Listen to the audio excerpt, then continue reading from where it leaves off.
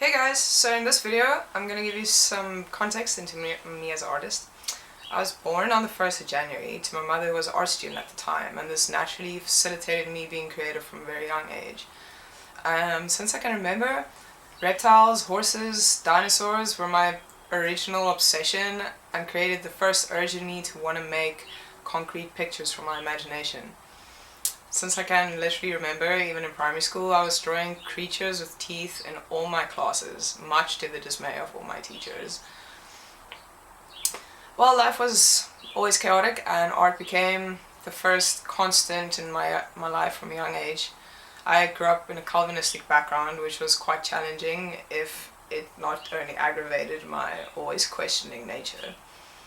Which makes sense as to why in high school graffiti became my main source of inspiration, as it was a very accessible form of art and it stood in opposition to this massive advertising that we have to swim through every day.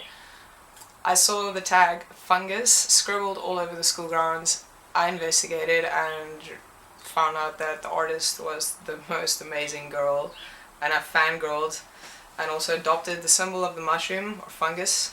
It gave me a different perspective on death and darkness during the most difficult years of my life, and since then she's been the original inspiration of Mifologi.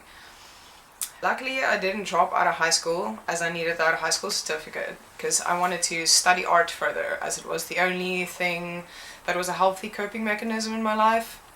Made me get out of bed in the morning. So I also read a lot. I guess that was a healthy coping mechanism. I read a lot about philosophy and psychology.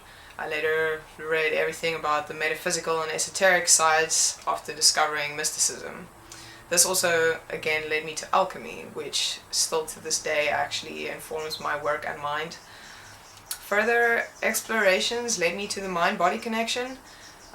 This enabled me to discover the presence of a species of fungus that lives only in the human body, and how my relationship to this organism directly affected my lifestyle. I guess the fungal symbol prevails. So as you all know, in 2012 Mifologi started as a joint venture, fueled and inspired by gemstones and crystals, which I still use a lot of today because they are the perfect symbol of the synthesis between the unseen and tangible realities. Around the same time, the festival scene gave me the platform to make Mif accessible without unnecessary vandalism, I guess. Whilst I was also at art school, where art is actually much less accessible, I was focusing on alchemy, education, using art as a transformational tool or a bridge to the self.